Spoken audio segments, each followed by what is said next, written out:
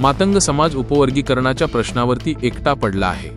वाल्मिकी, होलार, चर्मकार समाजाच्या बैठका होऊन त्यामध्ये त्यांचे म्हणणे आहे की आमचा उपवर्गीकरणाला विरोध आहे। मातंग समाजाची भूमिका आहे की उपवर्गीकरण झाले पाहिजे, त्यात सगळा प्रश्न अडकलेला आहे। या प्रश्नाचा तोडगाच काढायचा असेल तर आरक्षणाची मर्यादा 50% आहे। उरलेले 50% खुला आहे, त्यात वर्गीकरणाच्या माध्यमातून न्याय मिळतो। सरकार एखादे धोरण अर्धवट लागू करू शकत नाही। आदिवासी तर उपवर्गीकरणाच्या विरोधात आहेत आणि एससी मध्ये उघड भांडणे दिसायला लागली आहेत। खुल्या वर्गातील 50%ला हे वर्गीकरणाचे धोरण लावले तर हे भांडण मिटून जाईल, अशी भूमिका प्रकाश आंबेडकर यांनी व्यक्त केली।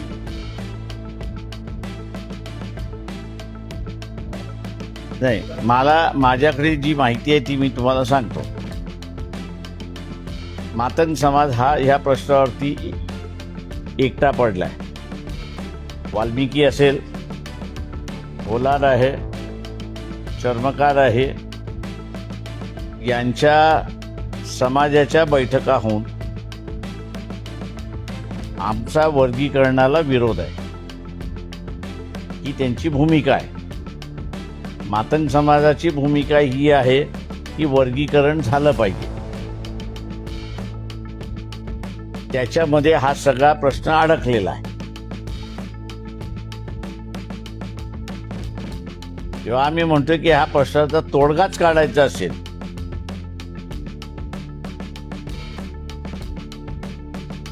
तर आरक्षण हे 50% आहे। उरलेला 50% जनरल आहे। त्या जनरल मध्ये सुद्धा हा वर्गीकरणाच्या माध्यमातून न्याय मिळतो, म्हणजे जरांगे दोन्ही बाजूने तबले वाजवायला मोकळा झाला, ओबीसीच्या बाजूने सुद्धा आणि जनरल ह्याच्यामध्ये सुद्धा। पोट मगाशी म्हटलं त्याला समजलं तो इथला हिरो।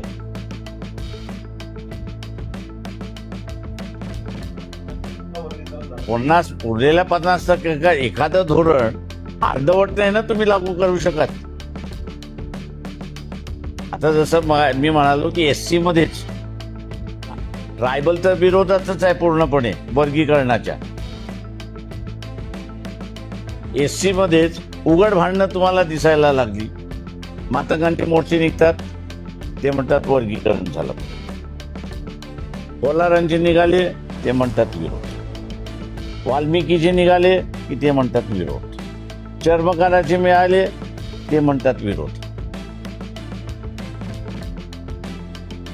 त्याच्यामुळे एकसारखं धोरण जर आलं, जसं आरक्षणाच्या 50%ला धोरण आलं, तसं खुल्या वर्गातल्या 50%ला हेच धोरण लागलं वर्गीकरणाचं, तर भांडणच मिटून जातं।